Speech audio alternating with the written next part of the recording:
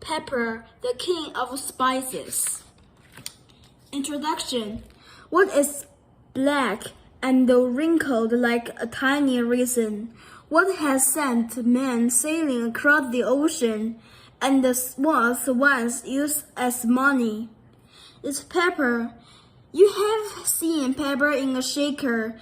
You may have sprinkled it on your food, but do you know what it is? Do you know where it comes from?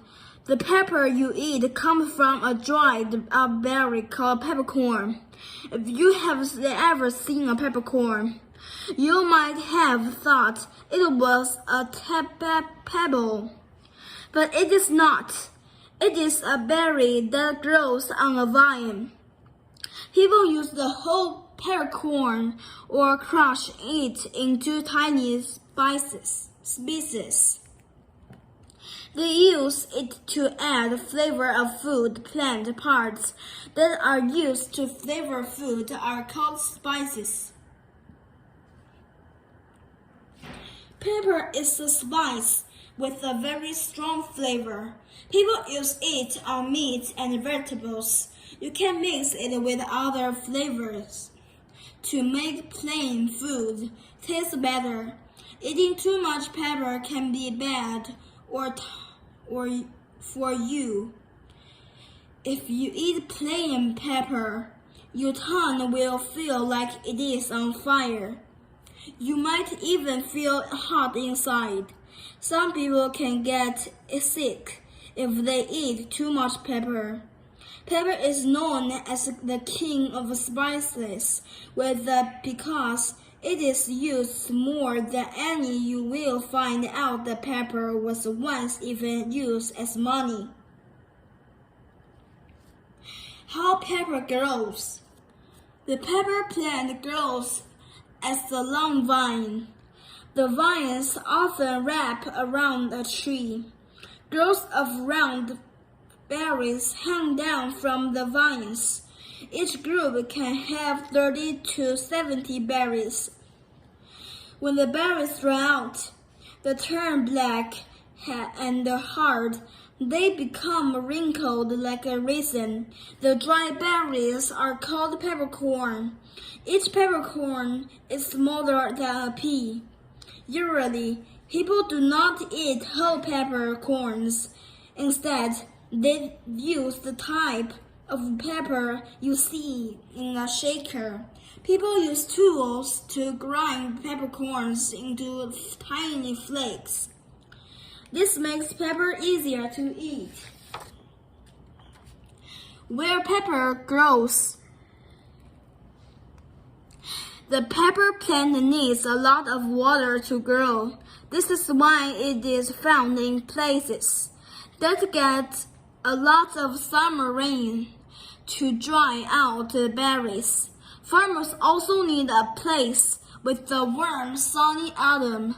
By winter, the peppercorn can be used as spice. One good place to grow pepper is the southwestern part of India. The weather is perfect for growing pepper vines. Farms have grown pepper in India for thousands of years. The people of India use pepper to trade for things they wanted to need it. A popular spice.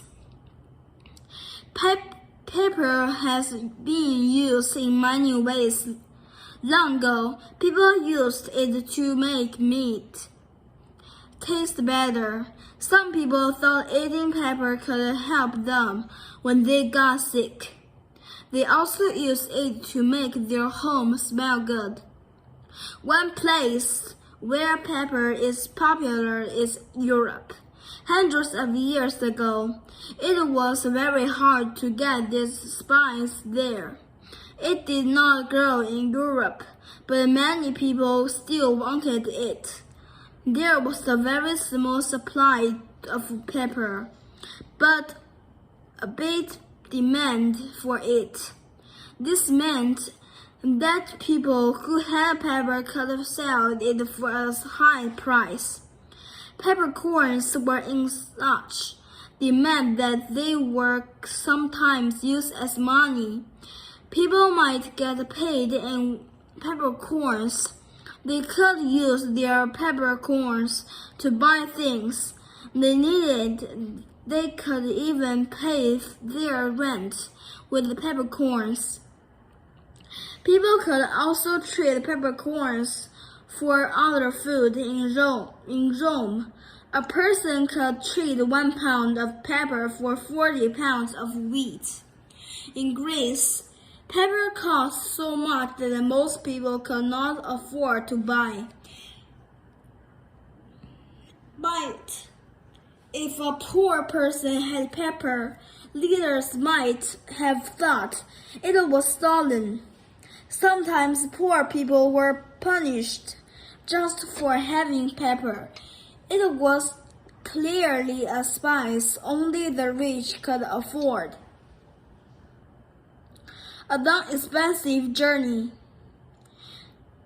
In the 1400s, people in Europe got a lot of their pepper from India. It grows in other places too, but those places are even farther from Europe than India. To get pepper to Europe from so far away, people had to pay others to bring it to them. In the 1400s, it took over a year to get peppers from India to Europe. There were no planes, trains, or trucks back then. The peppercorns had to travel in carts or on the backs of animals and sometimes by boat. As bags of peppercorns were moved from place to place, their price went up.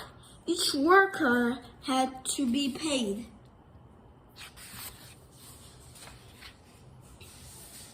First, the pepper berries had to be picked in India. Farmers gathered them in large bags or baskets.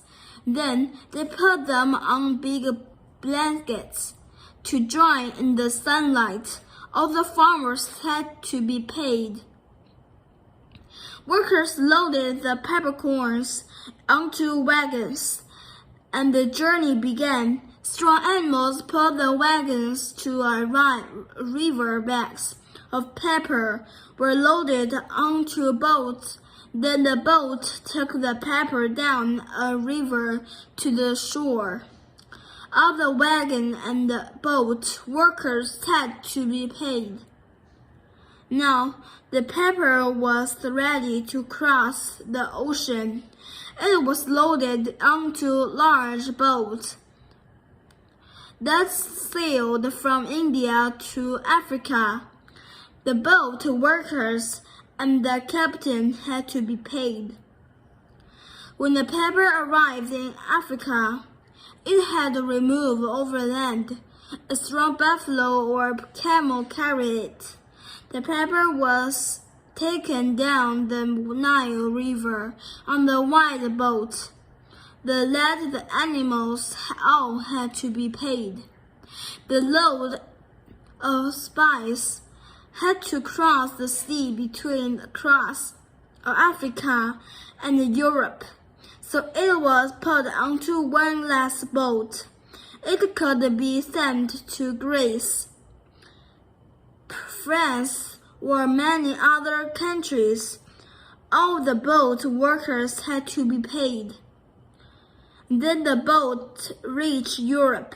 The journey was almost complete. The pepper was carried overland by carts. All the river had to be paid. At last, it was sold at a high price. This helped pay everyone who worked to get it to Europe. Kings and queens in Europe paid their own explorers to find new ways to bring back spices, and other riches. Explorers were able to sail from Europe all the way to India and back. This was cheaper than bringing it overland.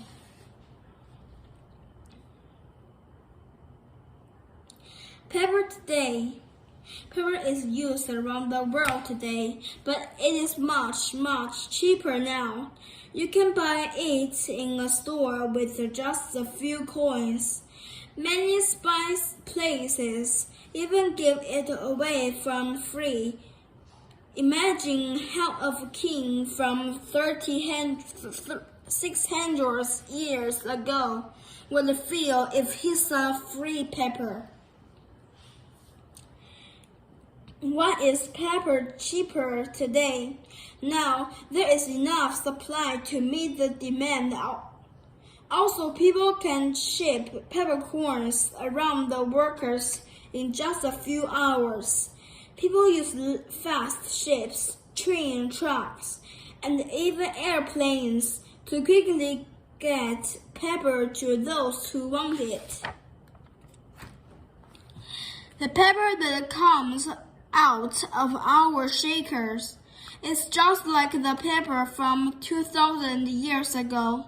It tastes the same. It still grows in India and in rainy parts of the world. So next time you grind pepper on your food, imagine you are a king or queen. Think of what you could have bought in the 1400s with a whole shakers full of the king of spices. It was like sprinkling your food with little bits of gold.